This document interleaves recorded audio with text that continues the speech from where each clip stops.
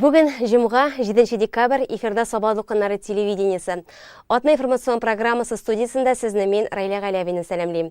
Хайырлы кеш, еңілік мөһим темаларға біздің анонс. Коррупцияға қараш бағалар көздігінен 9 декабрь халықара ришвәтчіліккә қаршы көрәш көне буларак билгеләп үтелә. Күршеләрдә зур шатлык, кичә Теләшәнең Олы Кибәхуҗа авылында яңа модульле фельдшер-акушерлык пункты ачылды. Мөмкинлекләре шикле булганнарга нинди мөмкинлекләр бар? Бу турыда түгәрәк өстәл артында сөйләштеләр. Хәзер барсы турында тулырак. Соңгы елларда ришвәтчелек проблемасы төрле дәрәҗә һәм төрле өлкәләрдә алгы планга чыган. Законнарда аңа беренче тапкыр билгеләмә 2008 елда кабул ителгән коррупциягә каршы туры турындагы федераль законда бирелә. Һәм 9 декабрь коррупциягә каршы көрәш көне буларак билгеләп үтелә.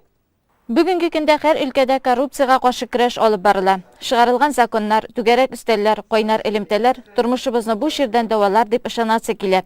Бу юнәлештә балаларны кече яшьтән үк мәгълүматлы итүдә үз нәтиҗәләрен бирергә тиеш. Сабаның сәләтле балалар мәктәбендә коррупцияга каршы төрле чаралар үткәрәләр. Мәктәпнең тарих фәне укытучысы Хәниф Кадыев коррупцияга каршы көрәш темасына үткәргән дәрестә кызыклы һәм мавыктыргыч булды. Укытучы 7нче сыйныф укучыларына коррупция төшенчәсен тормышта мисаллар китереп аңлатты. Балалар үзләре дә фикерләрен белдерде һәм әңгәмәгә кушылды. Ришвәтчелек, коррупцияга каршы көрәшне һәр кеше үзеннән башларга һәм бергәләп көрәшергә кирәк дигән фикерне җиткерделәр. Соңгы вакытта телевизорлардан, радиодан коррупция ягъни ришвәтчелек турында еш сөйлиләр. Минем уйлавымча, ришвәт ул тәртип бозучыларга да, җинаятьчеләргә дә юл ача.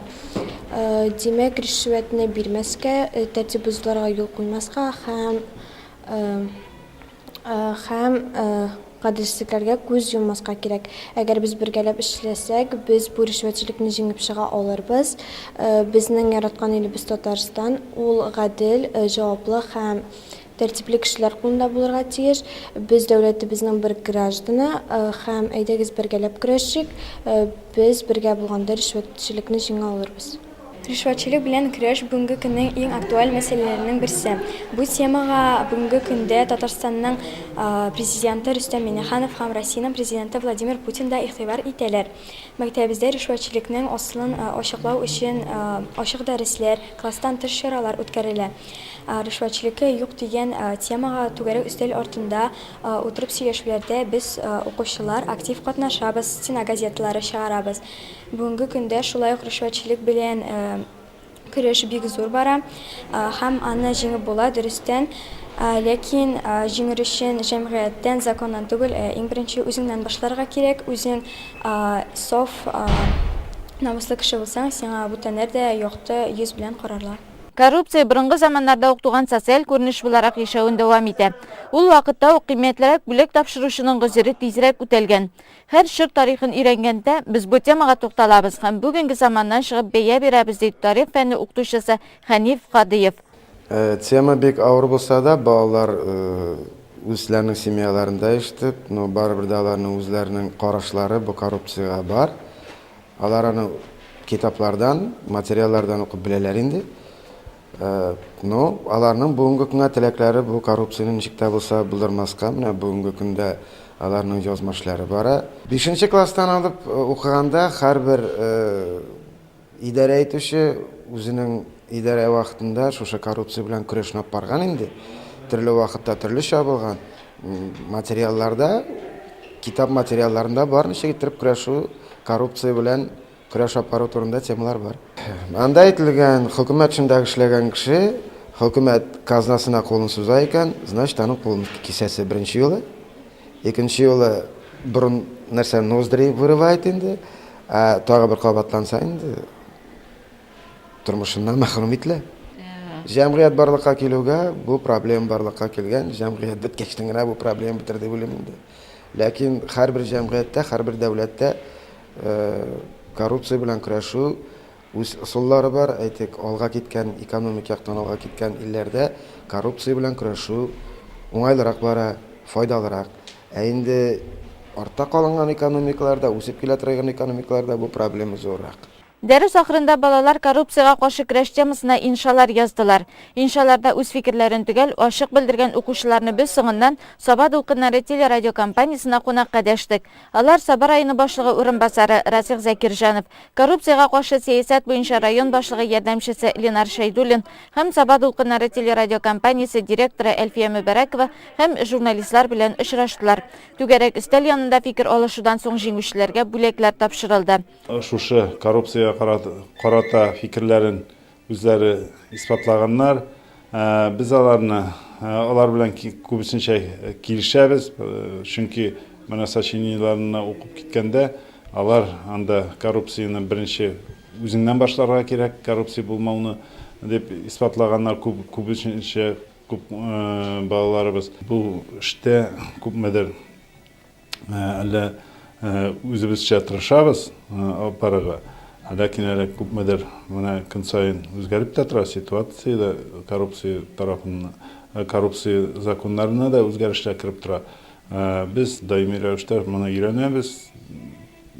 Бу ничек тә шушы коррупцияны киметү ягында.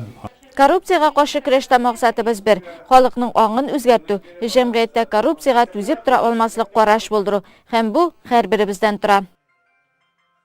Кичә 6 декабрь көнне Теләши районының Олы Кибәхуҗа авылында тантаналы шартларда яңа модульле фельдшер-акушерлык пункты ачылды. Авыл халкын котларга Теләши муниципаль районы башлыгы Илдус Зарипов, Татарстан Республикасы сәламәтлек саклау министрлыгы вәкиле Фәнис Исхаков, район үзәк хастаханәсенең баш табибы Илгиз Галиуллин урындагы җитәкчеләр килгән иде. Дәүләт программасы буенча сафка баскан 62 квадрат метр майданлы яңа модульле фельдшер-акушерлык пунктының төзелеш эшләрен Ознакайның Нефтемаш заводы башкарган. Бина медицина җайланмалары җиһазлар белән тулысынча тәэмин ителгән. Халык куркынычсызлыгын кайгыртып, видео күзәтү җайланмасы да урнаштырылган. Шәфкать туташы вазифасы 8 еллык эш тәҗрибәсе булган Рәзинә Мәликовага йөкләнә. Казан шәһәрендә медицина училищесын тамамлаган кыз кияүгә чыкканнан соң күрше Олы Кибәхуҗа авылында яши башлый. Тормыш иптәше белән 2 бала тәрбияләп үстерәләр. Казаннан кайткач, Теләши районы ЦРБсында эшли башладым. Анда хирургиядә эшләдем инде, аннары процедурныйда да эшләп алдым. Хәзер менә монда күчерделәр. Яңа фельдшер-акушерлык пункты ачыла бит инде бүген. Менә шушында яңа оборудованиелар кайтты инде. Нинди оборудованиелар бар монда?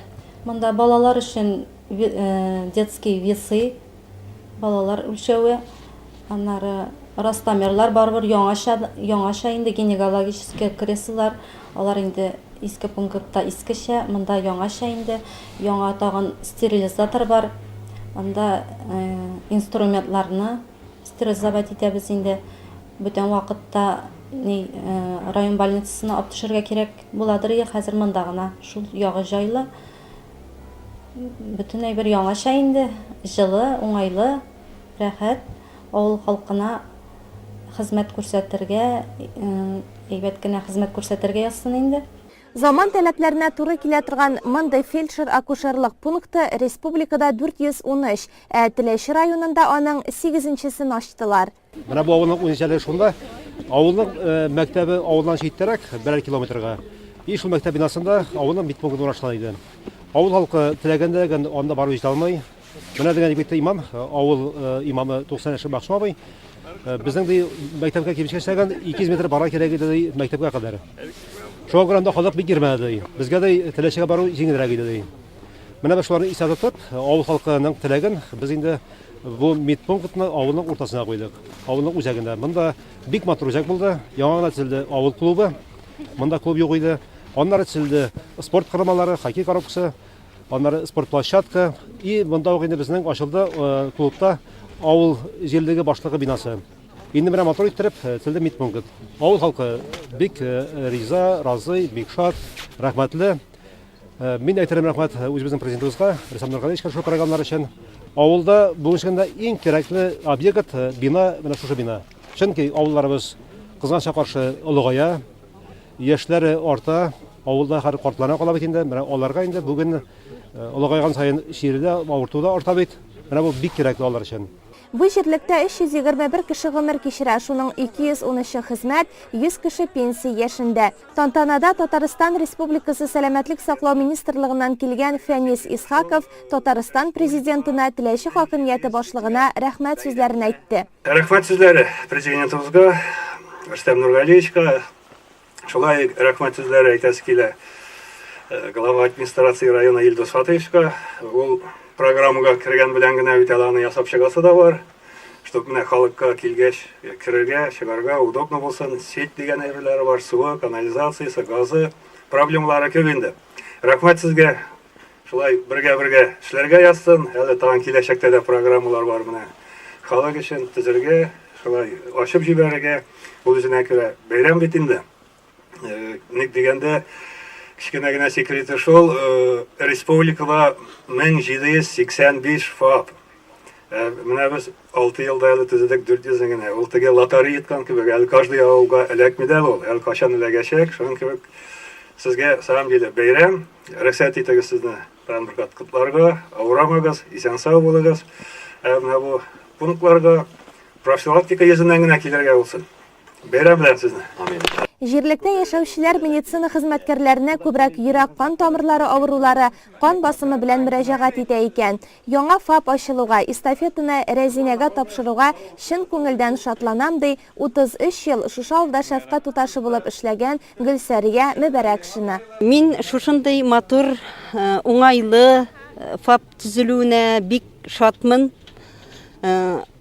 Шулай ук Илдус Фатыйховичка, район җитәкчеләренә, Фәрит Рауилевичка, шуның хәле тырышып йөргән өчен бик рәхмәт. Мен шулай ук авылдашларыма рәхмәт, бик әйбәт эшләдек.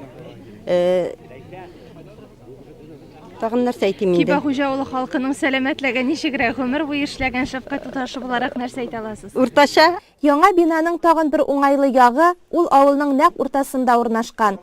Республикада 2018 елда 44 мондый фельдшер-акушерлык пунктының 11 табиблык амбулаториясының төзелеп бетүе көтелә. Гомеренең 9-нчы дистәсен түгәрәкләгән чираттагы юбилярыбыз Туктар авылында яши. Фәрдәнә әби Юнысовага 4 декабрьдә 90 яшы уңаеннан район җитәкчелеге кунакка килде.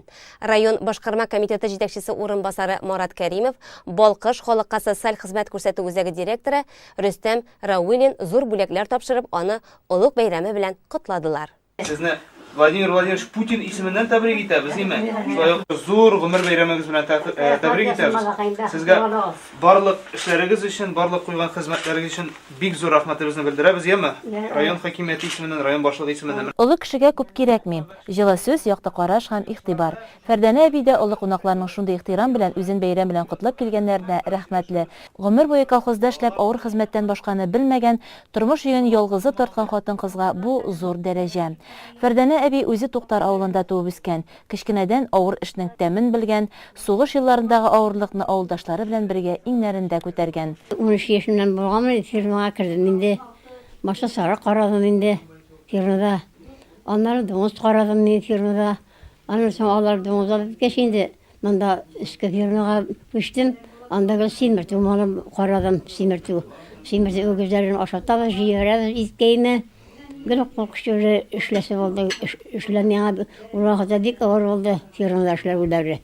Гел куркышчы эшләр, утын кисәргә кирәк, суын җылтырга кирәк, чиләккән тәбәрәйме.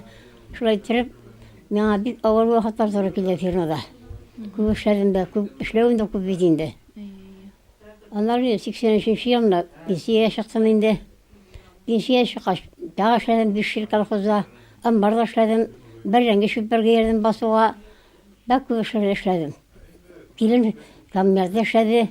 Мин фирмада, малайым фирмада җылтыры ошаныны Илфия белән Рафетне кәшәркә утыртып китәбез инде эшкә. Кошы каршыга кирип караштырып бирде шунда. Шулай итеп, бистердек инде балаларны яшәдек шулай итеп.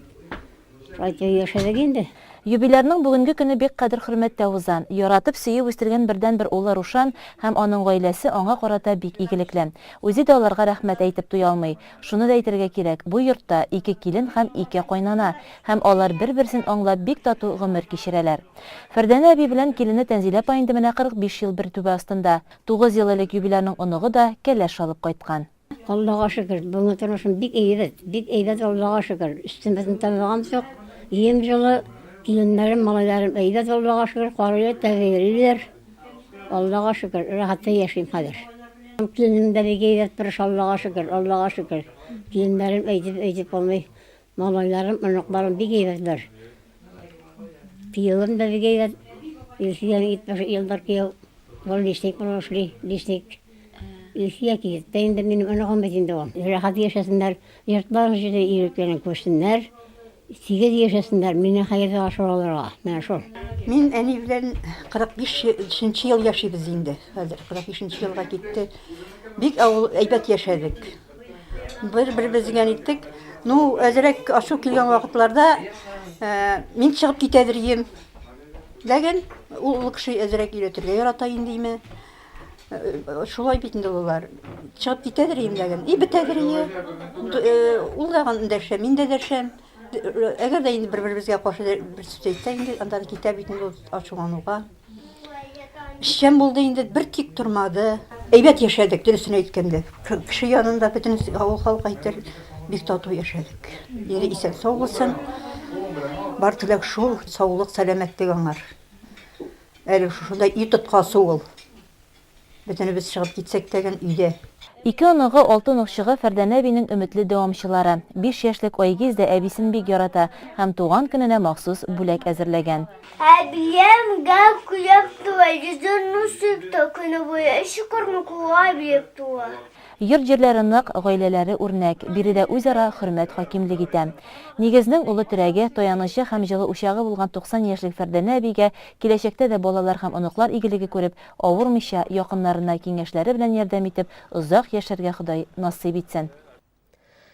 Сәламәтлеккә туймаган балага мәктәпкә озатучы кирәк. Шикәр белән авыручыларга уку йортларында аерым меню, тернәкләндерү үзәкләренә юлламалар. Булар социаль яклау идарәсендә узган түгәрәк өстәлдә инвалид балалар тәрбияләүче әниләр авызыннан яңгыраган сорау үтенечләр. Инвалидлар декадасы кысаларында оештырылган әлеге чарадан без әзерләгән хәбәр. Мәгариф, мәдәният, спорт бүлекләре, пенсия фонды, шифахана, социаль яклау идарәсе белгечләре түгәрәк өстәл артында. Аларны бүген уртак тема инвалидлар мәсьәләсе берләштерде. Районда декада кысаларында оештырылган чараларның чираттагысы иде бу. Җаваплы җитәкчеләргә сорау гөзерләрен җиткерергә сәламәтлегендә тайпылышлар булган балалар тәрбияләүче әтиләр, әниләр үзләре дә килгән иде. Бүгенге көндә районда пенсия фонды мәгълүматлары буенча әлеге төр категориягә кергән 4637 граждан яши. Һәм аларның барысы да хөкүмәт карарлары нигезендә тиешле айлык пособие акчалары түләүләр белән тәэмин ителгән. Балалар линиясы буенча табиблар да закон кысаларында эшне оештырып алып баралар. Безнең районда 2017 ел саннары буенча 203 инвалид бала бар. Шуның 123 малайлар, 80 кыз инвалид бала санала. Алар өчен бөтен уңайлы шартлар тудырылган. Алар дәүләт тарафыннан билгеләнә торган бөтен субсидияларны, пособиеларны алып баралар. Больницадан да кемнәр соцпакетта бөтен дарулар белән, санаторно-курортный лечениелар белән тәэмин ителеп торалар. Социаль яклау линиясы буенча бүген көндә районда сәламәтлеккә туймаган 197 бала яши. Аларның 80-е югары утар акылга загыйф балалар интернатына туры килә. Калганнары гаиләләрдә тәрбияләнә. Байлар сабасында мәсәлән 68, Шәмәрдәндә 41 шундый бала бар. Инвалид балалары булган әтиләр, әниләр каршында торган иң зур мәсьәлә ул тернәкләндерү үзәкләре. Бүген көндә республика күләмендә шундый 14 үзәк эшләп килә. Тик гаиләләр аларга юллама алганда төрле каршылыклар белән очраша икән. Мәсәлән, Казан шәһәрендә урнашканнарына бары тик башкала пропискасы булганнар гына эләгә ала дигән сүз яңгырады сөйләшү барышында. Моңа җавап итеп, социаль яклау идарәсе башлыгы Марсель Хуҗин районыбызда инвалид балалар өчен тернәкләндерү үзәге булдырыла алачагын әйтте. Аның проект эшләре инде әзер. Хәзер җиһазлар кайтару эшләре башлана. Урыны заводнарта мәктәп бинасында дип карала. Түгәрәк өстәл артында сәламәтлеккә туймаган балалары булган әтиләр, әниләр җаваплы белгечләргә үз сорау гозерләрендә әйттеләр. Илмира ханымны мәсәлән шикәр авырулы улына мәктәпкә туклану мәсьәләсе борчый. Мондый диагноз белән катгый диета каралган. Шишу юллары әлегә ачык кала. Минем 13 яшьлек улым Әлфис шикәр авыртуы белән авырта. 7 яшь, 6 яшьтә 6 яшь белән 7 яшь арасыннан авырта башлаган иде. Безнең больницаларда, мәктәпләрдә берни проблема юк, Аллага шөкер, бүтән укытучылар да, больница хезмәткәрләре дә безгә ярдәм итәләр.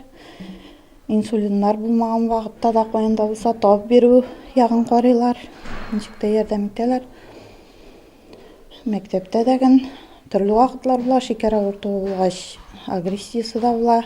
Шикәре югары күтәрелә, дәресләрдә хәле китә. Андый вакытларда да миңа хәбәр итеп, мәктәпләр бергә шулай эшлибез инде. Безнең инде кружокларга йөри алмыйбыз инде.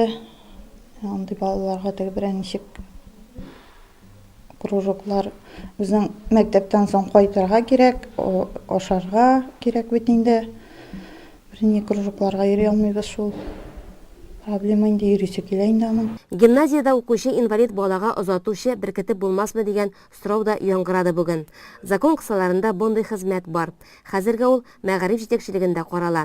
Тагын бер зур мәсьәлә Соба бассейнына коляскалы инвалидлар өчен керү-чыгу юллары эшләнмәү. Монысы әлбәттә зур чыгымнар һәм вакыт сорала торган хезмәт. Ләкин шунысы ачык, бу ихтыяҗ районда бар. Уңайлы мөхит программасы заман таләбе. Шаяннар һәм тапкырлар клубы Төньяк лигасының беренче финал уеннары шушы көннәрдә Соба сәхнәсен шаулатты. Көчле юмор белән коралланган 3 команда беренчелек өчен 3 турда көч сынашты. Җиңүчеләр кемнәр дигән сорауга җавап безнең киләсе хәбәрдә. Бергәләп карыйк. Яшьлек белән яшьнәп торган 3 команданы Соба сәхнәсе кабат очраштырды.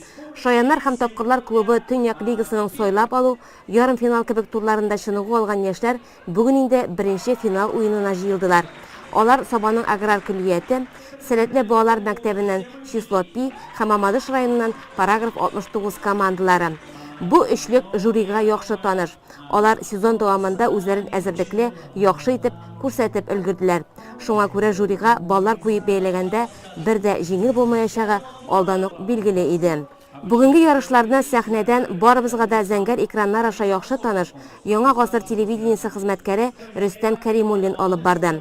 Жюри составында исә район җитәкчелегеннән башкарма комитет җитәкчесе урынбасары Марат Кәримов, яшьләр эшләре һәм спорт бүлеге җитәкчесе Ирек Гарипов, Соба үзәкләштерелгән клублар системасы директоры Альберт Гүзәлевтән тыш башкала кунаклары да бар иде.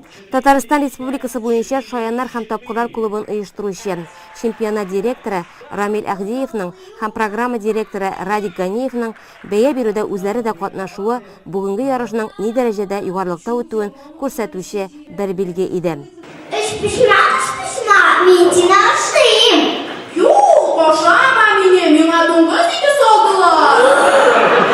Шаяннар һәм тапкырлар клубы уеннары кызыклы, мавыктыргыч, көн кадагындагы мәзәкләре белән кешене үзенә тарта. Авыздан чыккан һәр сүздә нечкә юмор ята. Әбәү сине сәкрынманы штыны. Сине беләсеңме колледждан шәтәләмәгән өчен? Бар кирип кит лучше, бар. Әлбәттә, ярыш дәвамында һәр чыгышны озата баручы музыкаль бизәлешнең дә мөһимлеген танымый булмый. Ул яшьләрне сәхнәдә бер дулкын итеп яшәтә. Шаянлыкта, тапкырлыкта көч сынашу 3 турда барды. Сәламләү, разминка һәм музыкаль номер. Җиңүчене исә гомуми баллар нәтиҗәсендә билгеләделәр. Ул зур шатлыкны Собаның аграр күлияте командасы кичерде. Икенче урында Сәләтле балалар мәктәбенең число Пи, 3нче баскычта Мамадышның параграф 69 командалары урнашты. Шулай итеп, Төньяк лига республика КВН уеннарының Соба зонасында финалда аграр күлият егет кызлары җиңде.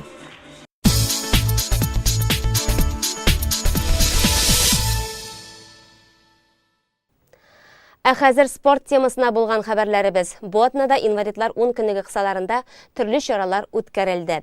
Сабаның сәләтле балалар мәктәбендә исә физик мөмкинлекләре чикле балалар арасында шашка ярышы үтте. Ел сайын үткәрелә торган шашка ярышына балалар һәр вакыт теләп, яратып килә. Ярышларны ачу тантанасында Саба районы башкарма комитеты җитәкчесе урынбасары Марат Бахманов, Саба районы ветераннар советы җитәкчесе Расих Сабиров, район инвалидлар оешмасы рәисе Мәгъсум Галиуллин катнаштылар. Сәләтле балалар мәктәбе укучыларының концерт номерлары ярышта катнашучыларга күңел күтәренкелеге бүләк итте. Инвалидлар оешмасы җитәкчесе Мәгъсум Галиуллин балалар өчен мондый ярышларның әһәмияте аеруча зур булуын ассызыклады. Bu dürüstten de bağlarga bigrekte fizik mümkünçilikleri azırak bulgan bağlarga bu üzleri bilen iptaşları bilen bu şekilde iptaşları bilen aralaşılma bile. İkinciden ondan sonra akıl küçün arttıra, onların fikirle üseletin küçeyte. Bu bitinde aytırga kirek jügürü, sikirü yarışları şekilde yarış değil, baş bilen işitirgen, an bilen uylab işletirgan, yani alga nişadır adım alga barıp atlap iş itatirgan oyunlardan birisi bolup tura bitinde. Bu yarışlar bizden ide soңгы yıllarda her vaqtda uzdurulup kile. Birekte bu invalidlar, yani fizik mümkünçilikleri şekli bulganlar dikadası bilen beyli. Uzgan yılda büyük baturguna көрсәткән жігіт қыздар деп әйтергә кирәк. Bu шахмат ярышына килгән укучы балаларның, физик мөмкинчелеге булган балаларның, аларның күбесе инде әйтергә кирәк, аларның малайлар, кызлар дип кенә әйтеп булмый, җегетләр дип әйтергә кирәк. Аларның күбесе инде хәзер менә җегет. Шуңа күрә нәрсә дип әйтергә кирәк? Бу җомгаклап әйткән вакытта алар өчен бер бәйрәм. Шушындай составта 4500-дән артык инвалидыбыз бар. Баларга инде бу декада көннәрендә әйтергә кирәк, күп авыл җирлекләрендә алар өчен нинди булса чаралар уздырыла. Мәсәлән, менә мин үзем катнашырга туры килде. Быел да эндәшеп торалар. Шикше авыл җирлегендә инвалид балаларны җыеп, табир әзерләп, аларга төрле уендар оештырып, концертлар куеп, аларга шәй табыр артында матур гына 1-2 сәгатьлек программа белән матур гына сөйләшү, аралашу уздыралар. Хөкемдарлар уен тәртипләрен, уен кагыйдәләрен аңлаткач бәйге башланып китте. Саба гимназиясында укучы кызлар Алина, Зәринә беренче тапкыр гына катнашсалар да, һич каушамыйча яшьтәшләре белән көч сынашты. Шахмат өйрәндем 6 лет. 6 яшьтән. Мин өйрәндем шашка белән уйнарга. Аннары соң мин мәктәпкә белән килдем дә, и мин научилась играть шахмат белән. Мин шашка уйнарга өйрәтте. Хәзердә уйныйсызмы соң? Әйе, хәзер уйныйм. Әти белән тренируюсь көн сайын. Миңа шашка бик ошый, миңа кызык, күңелле. Кызыл Миша авылындагы мәктәп-интернат укытучысы Наилә Нигъмәтҗанова үз мәктәпләреннән шашка ярышына 6 укучыны алып килгән иде. Шуларның берсе Дәниф Галләмов. Мин 9 яшьтә өйрәндем. Анда соң мәктәптә өйрәндем яны. Гөлөйнем. И ябатты булнем. Саба районы мәктәпләрендә шахмат шашка түгәрәкләренең эшләп килүе дә зур әһәмияткә ия. Балалар шахмат шашка уйнарга өйрәнеп, ярышларда катнашалар һәм бер-берсе белән аралашалар да. Бу ярышлар миңа бик ошый, мин кичкенә вакыттан, кичкенәдән уйнарга бик яратам. Өйдә дә өйрәттеләр, мәктәпкә йөри башлагачта өйрәттеләр. Күбрәк шахмат ярышларына йөрибез. Безнең мәктәптә шахмат түгәрәге үтә, аны Рафиловый үткәрә, һәм без бүген 3 бала килдек. Һәр бала җиңүгә омтылып уйнады. Уенчыларга иптәшләре дә, әти-әни һәм укытучылары да көч биреп торды. Декада кысаларында тагын бер чара Шәүкәт Биктимеров исемендәге мәдәният йортының спорт залында үтте. Биредә өстәл теннисы буенча традицион ярышларга мөмкинлекләре чикле булганнар җыелды. Бу хакта тулырак алдагы хәбәребездә. Теннис безнең районда иң популяр уеннарның берсе, спортның бу төре белән шөгыльләнә башлаган кешенең кызыксынуы һәрвакыт дәвамлы була. Ярышның тантаналы ачылышында районның инвалидлар оешмасы рәисе Мәхсүм Галиуллин, спорт бүлеге вәкиле Рәшит Кәримов, тренер һәм хөкемдар Фархот Исмаилов катнашты. Төрле яшь категориясында 20 малай, 9 кыз үзара көч сынашты. Күпчелеген Кызыл Миша авылындагы физик мөмкинлеге шикләнгән балалар белем алучы мәктәп-интернаты укучылары тәшкил итә. Мен теннисны бик яратам, бик яратып уйныйм. Мен уже 2 ел уйныйм теннисны. Бик яратып уйныйм. Җиңгәнең бармы? Юк әле пока. Мондан Кызыл Мишәдә мондан килеп уйныйбыз. Аны тегендә абда уйнап булмый инде, кажется. Гел уйныйсызмы теннисны? Гел уйныйбыз. Ошыймы? Ошый. Күбрәк кемнәр белән уйнарга яратасың? Уйнарга яратам инде, почти бөтен кеше белән. Аерым дусларың бардыр бит инде. Бар. Кемнәр белән яратасың менә уйнарга? Ана Рналь, Миләүшә. Рналь белән Миләүшә бар инде. Потом шунда Дәев белән уйныйм инде. Күбрәк Рналь белән Миләүшә белән уйныйм инде. Потом Алмаз белән. Ләйсән Зарипова быел Португалиядә узган теннис буенча дөнья чемпионатында Россия данын яклап бронза медальгә лаек булды. Даун синдромлы балалар арасында ул бердән-бер иде. Ул инде анда үзен бар яктан дагы шаккаттырды инде. Башта бүтән уенчыларга уен алдыннан барсында разминка ясатып, зумба инструктор буларак разминка ясатып җылытты кызым.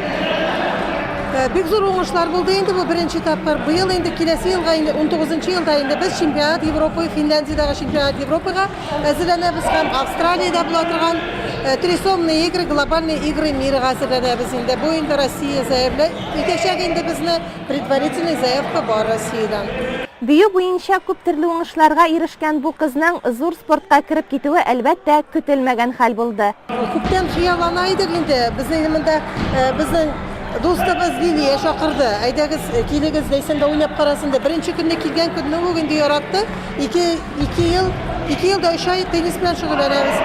Әгәр инде шушы чемпионат мирда кешеләрне спортсменнарны карыйм да чагыштырам. Анда инде 17-шәр ел, 18-шәр ел заниматься иткән спортсменнар, титулированный спортсменнар арасында Ләйсән 2 елдан артык шөгыльләнеп шундый уңышка ирешкәч, инде безнең киләчәгебез Алла берсе якты булачак бу теннис өлкәсендә.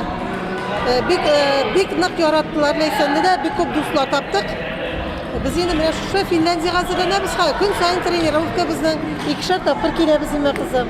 Иртә белән, кич белән тренажерный залны ташламыйбыз. 5 елдан артык анда заниматься итәбез бит инде. Менә шундый уңышлар инде. Иштуган авылында яшәүче Миләүшә Габадинова спортның берничә төрен үз итә. Футбол уйнарга бик яратам, теннис белән дә кызыксынам ди. Мин теннис уйнарга яратам, балалар белән уйныйм. Бик постоянно уйнарга бик итмим, но уйнарга яратам. Бүген җиңәргә өметләнәсеңме? Әйе. Уенның нәтиҗәләренә килгәндә малайлар арасында беренче урынны Саба аграр көллиятендә белем алучы Владимир Богданов, кызлар арасында шулай ук аграр көллияттән Зилә Габдрахманова яулады. Мондай ярышлар физик мөмкинлеге чикләнгән кешеләр арасында декада кысаларында гына түгел, һәр даим оештырыла. Бу исә аларга сызлануларын онытып, вакытны файдалы итеп уздырырга да бер форсат булып тора. Атна информацион программасы кысаларында сезнең игътибарга дип әзерләгән яңалык хәбәрләребез менә шулар иде. Игътибарыгыз өчен зур рәхмәт. Бездән аерылырга ашыкмагыз. Реклама чыгарылышыннан соң җырлы бүләк тапшыруында кабат очрашырбыз.